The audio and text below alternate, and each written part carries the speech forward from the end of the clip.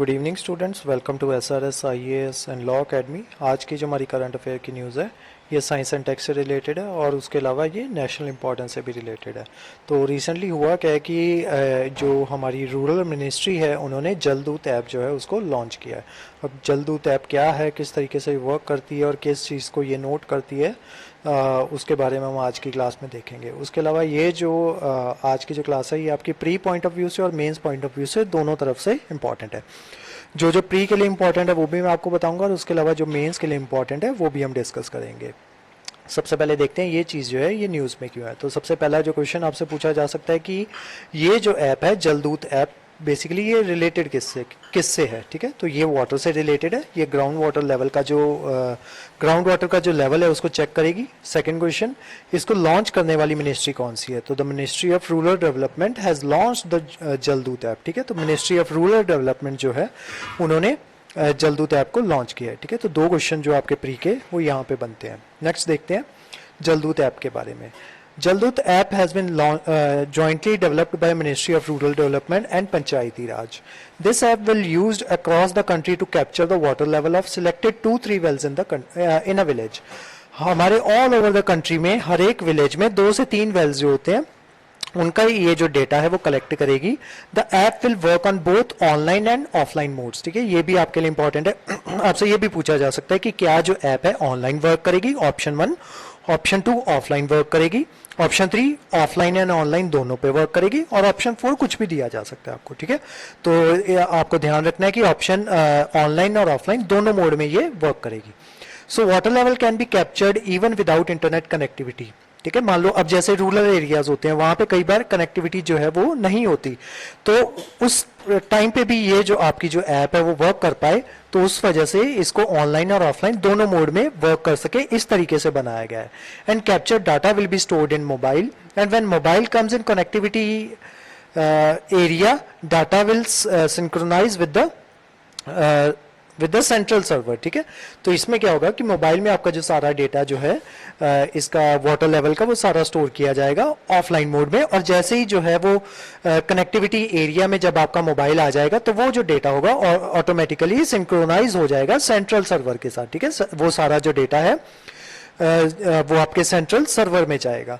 The regular data to be input by Jaldoot would be integrated with the database of national water informatics centres. ठीक है, तो ये जो data है, next question आपका बनता है कि जलदूत ऐप जो है न्यूली लॉन्च की गई है उसमें जो डेटा होता है वो कहाँ पे जाता है। तो वो डेटा जाता है database of national water informatics centre. ठीक है, which can be utilized for analyze and display of various useful reports for the benefits of various stakeholders. उसके बाद significance देखते हैं। The app will facilitate observing water table across the country and resulting data can be utilized for Gram Panchayat Development Plan and Mahatma Gandhi Narega plans. The app is launched to capture the water level selected wells in a village across the country. Jaldut app will allow Gram Rozgar Sahayak. Next question आपका इस पे बन सकता है ग्राम रोजगार सहायक के ऊपर।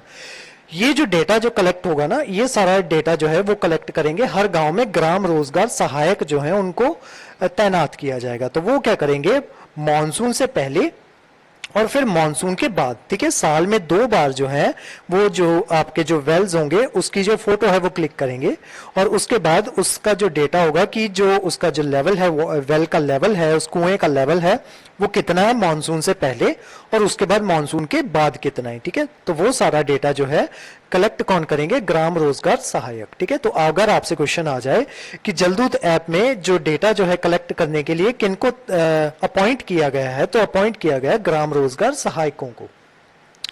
The app will leave panchayat with robust information that can be later used for better planning of works.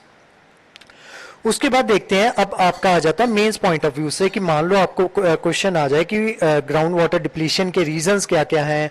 उसके अलावा ये जो क्वेश्चन है ये टॉपिक कुछ ऐसा है कि इसके ऊपर आपसे जो है ऐसे भी पूछा जा सकता है कि भारत में जो ग्राउंड लेवल है वाटर लेवल है ग्राउंड वाटर लेवल है भारत में वो दिन प्रतिदिन डिक्रीज होता जा रहा है, तो उसके पीछे रीजंस क्या है। ठीक है, और उसके अलावा जब भी ऐसे लिखना होता है ना, तो ये जो आज मैं आपको इन्फॉर्मेशन बताने जा रहा हूँ इसको नोट डाउन करके रख लेना, ठीक है। ये जो डेटा है ये प्रोवाइड करवाती है गवर्नमेंट एजेंसीज। अगर इस डेटा को आप एज इट इज अपने एसेज में कोट करोगे ना, तो उसके जो है आपको एक्स्ट्रा मार्क्स मिलते हैं। तो ये डेटा जो है ये इसको नोट डाउन कर लेना। उसके अलावा जब मेंस आंसर राइटिंग लिखते हो तब भी इस तरीके का जो डेटा होता है उसको कोट करना होता है, ठीक है। मान लो अब जैसे ये मेन फिगर है कि 122 to 199 billion metre cubic water, ठीक है। तो अब जरूरी नहीं है कि इस फिगर को याद रखो, आप फिगर याद कर लो कि 200 ऑलमोस्ट 200 बिलियन मीटर क्यूब, ठीक है। तो इस ऐसे करके जो आपकी फिगर होती है उसको इस तरीके से याद कर लेना होता है, ठीक है। अब यहाँ पे 230 बिलियन लिखा है तो इसको ऑलमोस्ट कर लो आप 250 बिलियन, ठीक है। तो इस तरीके से जो अपना आंसर होता है उसको याद ये जो फिगर्स होती हैं उनको इस तरीके से याद करना होता है। और जब अपने मेंस आंसर में इसको कोट करना होता है या अपने जो ये हो गया ऐसे हो गया उसमें कोट करना होता है, तब दो चीजें बतानी होती है। पहली कि ये जो आप डाटा मेंशन कर रहे हो ये डाटा दिया किसने है, अगर ये चीज मेंशन करोगे तो और ज्यादा मार्क्स मिलेंगे। उसके अलावा अगर डाटा मेंशन करोगे तब भी मार्क्स मिलेंगे, ठीक है। तो एक रफ डेटा दे दिया करो, 2030 फिगर याद नहीं रहेगी क्योंकि एक रैंडम सी फिगर है, ठीक है। तो उसको 250 बना के याद कर लो। उसी तरीके से 122 और 199 वाली फिगर जो है वो नहीं याद रहेगी तो उसको 200 बना लो, ठीक है। और ऐसे ही ये 89% ऑफ ग्राउंड वाटर है तो इसको 90% बना लो, ठीक है। तो ऐसी फिगर्स होती हैं उनको याद करना ईजी हो जाता है। और कौन सी जो एजेंसी है वो जो डेटा जो प्रोवाइड करवा रही है या कौन सी गवर्नमेंट एजेंसी है वो डेटा प्रोवाइड करवा रही है तो उस एजेंसी का नाम आपको पता होना चाहिए। अब चलते हैं कि ये जो डेटा है वो असल में डेटा क्या है, क्या बता रहा है, ठीक है। स्टेटस क्या दे रहा है ग्राउंड वाटर डिप्लीशन का, और ये स्टेटस जो है दे कौन रहा है, सेंट्रल ग्राउंड वाटर बोर्ड, ठीक है। तो ये सेंट्रल ग्राउंड वाटर बोर्ड है, इसका काम ही ये होता है कि ग्राउंड वाटर जो होता है उसके बारे में जो डेटा जो है वो कलेक्ट करना और उसको मेंशन करना और रिपोर्ट्स देना, ठीक है। ये रिपोर्ट्स जो होती हैं वो आपकी लोकसभा और राज्यसभा वहां पे पेश की जाती हैं और इन्हीं के बेसिस पे जो आपके जो मिनिस्टर्स होते हैं उनको आंसर करने होते हैं क्वेश्चंस को, ठीक है। अब आते हैं वापस। According to central ground water board CGWB with 230 billion metre cube of ground water drawn out each year, ठीक है। तो ये क्या कह रहा है कि 230 बिलियन मीटर क्यूब जो है ग्राउंड वाटर जो है हर साल निकाल लिया जाता है हमारे ग्राउंड वाटर में से, ठीक है। तो आप कह सकते हो कि according to a report by central ground water board almost 230 billion cubes of ground water drawn out each year for irrigation for irrigating agriculture lands in India, ठीक है। तो 230 नहीं याद रहता तो 250 याद रह जाएगा आपको। उसके बाद many parts of country are experiencing rapid depletion of ground water. The total estimated groundwater depletion in India is in the range of 122 to 199 billion metre cubes, ठीक है। तो इसी तरीके से आप इसको ऐसे मेंशन कर सकते हो कि the total estimated ground depletion in India according to central ground water board is almost 200 billion metre cubes, ठीक है। इस तरीके से आप जो है इन चीजों को जो है अपने ऐसे में और अपने मेंस के आंसर में इस तरीके से कोट करना होता है। Next, 89% of groundwater extracted is used in irrigation sector, making the higher category users in the country. उसके अलावा एक तो रीजन हो गया ये ground water depletion. Next reason क्या है या नेक्स्ट कॉज क्या है, वो है ग्रीन रेवोल्यूशन। अब आप सबको पता है कि ग्रीन रेवोल्यूशन जब से आई है तो उस वजह से क्या हुआ है कि जो हाई यील्ड वैरायटी के जो सीड्स हैं वो यूज करने लगे हैं, लेकिन उनकी जो है अपनी लिमिटेशंस है। लिमिटेशन क्या है कि वो जो है ज्यादा वाटर जो है उनको कंज्यूम करते हैं, ठीक है। तो अब ग्रीन रेवोल्यूशन जो है इंडिया में आई थी, उस वजह से क्या हुआ, इंडिया की जो प्रोडक्शन है वो तो बढ़ गई, ठीक है, लेकिन एग्रीकल्चर प्रोडक्शन बढ़ गई, लेकिन उसी के साथ साथ क्या हुआ कि जो हमारी जो सॉइल की फर्टिलिटी है वो डिक्रीज होने लग गई। उसके अलावा हम जो है फर्टिलाइजर्स का यूज ज्यादा करने लग गए। उसके अलावा हम क्या करने लगे कि जो हमारा वाटर डिप्लीशन लेवल है वो इंक्रीज होता गया, ठीक है। तो वो किस वजह से इंक्रीज होता गया, क्योंकि हमने क्या किया था जब ग्रीन रेवोल्यूशन आई थी तब उसने ये बात की थी, मतलब वो एक साइंटिफिक रेवोल्यूशन थी, उसने ये बात की थी कि जो फसलें जो हैं ज्यादा वाटर कंज्यूम करती हैं उनको ऐसे एरियाज में उगाया जाए जहां पे जो है जो पानी की जो मात्रा है वो ज्यादा है या फिर जहां पे जो बारिश जो है वो ज्यादा होती है, ठीक है। अब हमने क्या किया कि पंजाब हो गया या आपका हरियाणा जैसा एरिया हो गया, हम वहां पे जो चावल की खेती है वो करने लगे। अब चावल आपको पता है कितना ज्यादा पानी जो है वो मांगता है, ठीक है। और ऊपर से जो सरकार है वो चावल के ऊपर जो है सब्सिडी प्रोवाइड करवाती है, मतलब चावल को जो है खरीद लेती है, ठीक है। तो उस वजह से क्या होता है कि जो किसान है पंजाब और हरियाणा के, उन्होंने चावल उगाना कंपेयर टू अदर जो फसलें हैं, चावल उगाना ज्यादा बेहतर समझा। तो लेकिन उस वजह से क्या हुआ, क्योंकि चावल जो है जो ग्राउंड वाटर जो है वो ज्यादा कंज्यूम करता है, तो उस वजह से क्या हो रहा है कि जो पंजाब और हरियाणा का जो ग्राउंड वाटर है वो तेजी से डिप्लीट हो रहा है, ठीक है। तो ये जो एक रीजन बनता है आपका ग्रीन रेवोल्यूशन बनता है डिप्लीशन ऑफ वाटर का। Frequent pumping of water from ground without waiting for its replenishment leading to quick depletion. Further the subsidies on electricity and MSP, ठीक है, क्योंकि हमारी ये जो गवर्नमेंट है एमएसपी प्रोवाइड करवाती है उस पे वीट और राइस पे, ठीक है। तो उस वजह से क्या होता है कि किसान जो है वो ऐसी फसलें उगाना ज्यादा प्रेफर करते हैं जिन पे उनको एमएसपी मिल जाए। उसके अलावा इंडस्ट्री रिक्वायरमेंट, वाटर कंटेमिनेशन। अब क्या होता है कि जो इंडस्ट्रियल वेस्ट जो है उसको पानी में फेंक दिया जाता है, ठीक है। तो उसके ऊपर कोई स्ट्रिक्ट जो है कानून जो है वो नहीं बना है, तो जिस वजह से ये जो इंडस्ट्रीज जो है ये क्या करती हैं, ये अपना जो हैजार्डस मटेरियल्स जो होते हैं उनको इसमें डंप कर देती हैं वाटर में, ठीक है। तो ये सारे जो रीजन बनते हैं ग्राउंड वाटर डिप्लीशन के बनते हैं। उसके अलावा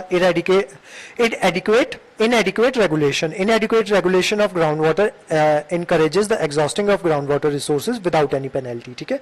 जैसा कि मैंने आपको बताया कि इसके ऊपर जो प्रॉपर रेगुलेशंस जो है वो नहीं है। उसके अलावा ये जो वाटर है एक फेडरल इशू है। फेडरल इशू का मतलब क्या है कि वाटर एक स्टेट सब्जेक्ट है, ठीक है। तो इसके स्टेट सब्जेक्ट होने की वजह से इसके ऊपर जो कानून बनने हैं वो रिस्पॉन्सिबिलिटी बनती है स्टेट की, ठीक है। अब स्टेट जो है अपने अकॉर्डिंग कानून बनाती है। अगर इसके ऊपर जो है एक ऑल ओवर इंडिया में सेम कानून लागू हो तो उस वजह से क्या हो सकता है कि एक कानून जो है पानी के ऊपर लागू होगा।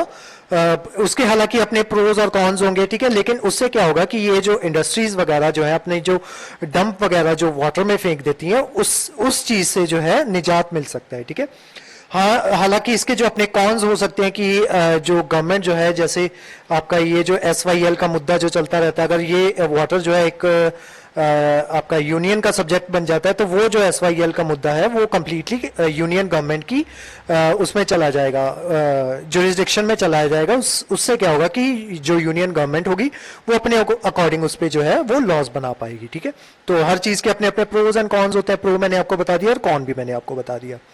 उसके अलावा इससे रिलेटेड और इनिशिएटिव्स जो हैं वो कौन कौन से हैं, ठीक है। मान लो जब भी इस तरीके का क्वेश्चन आए ना इससे वाटर से रिलेटेड, तो उससे रिलेटेड जो भी इनिशिएटिव गवर्नमेंट ने चलाए होते हैं ना वो सब आपको पता होने चाहिए, ठीक है। तो सारे याद ना किया करो, जितने मैं बताता हूँ ना उनमें से एक दो याद कर लिया करो, ठीक है। तो ये जो नई स्लाइड हमने ऐड करनी शुरू की है ये इसी वजह से शुरू की है कि मान लो अगर हम आपको 5-6 भी बता रहे हैं ना तो उसमें से एटलीस्ट 1 या 2 आपको याद हो जाए। जब वो आप अपने आंसर में मेंशन करोगे ना तो वो जो है आपका जो आंसर है वो थोड़ा अलग शो होगा, ठीक है। अलग शो होगा तो आपको ज्यादा मार्क्स मिलेंगे। तो कौन कौन से इनिशिएटिव्स हैं? अटल भूजल योजना या उसको अटल जल भी कहा जाता है। देन जल शक्ति अभियान, ये तो बिल्कुल न्यू है जल शक्ति अभियान। तो उसके अलावा aquifer mapping and management programme, then Atal mission for rejuvenation and urban transformation जिसको अमरूद कहा जाता है, देन प्रधानमंत्री कृषि सिंचाई योजना जिसको वाटरशेड डेवलपमेंट कंपोनेंट, ये वाटरशेड डेवलपमेंट का एक कंपोनेंट है। उसके अलावा मिशन ककतिया, ठीक है, ये तेलंगाना का मिशन है। मतलब ये किसी स्टेट का अगर आप स्पेशली मेंशन करना चाहते हो तो तेलंगाना का एग्जांपल देके आप ये कह सकते हो कि तेलंगाना ने मिशन ककतिया जो है उसको लॉन्च किया है, ठीक है। तो आज की जो हमारी क्लास थी वो यहीं तक थी। इसके जो नोट्स हैं वो आपको सेंड कर दिए जाएंगे हमारे टेलीग्राम चैनल पे, और जो हमारे वेरियस व्हाट्सएप ग्रुप्स हैं वहाँ पे भी इसके जो नोट्स हैं वो सेंड कर दिए जाएंगे। उसके अलावा हमारे वेरियस कोर्सेज के बारे में इन्फॉर्मेशन लेने के लिए आप स्क्रीन पे नंबर पे कॉन्टैक्ट कर सकते हो। तो आज की जो क्लास थी वो यहीं तक थी। Thank you so much.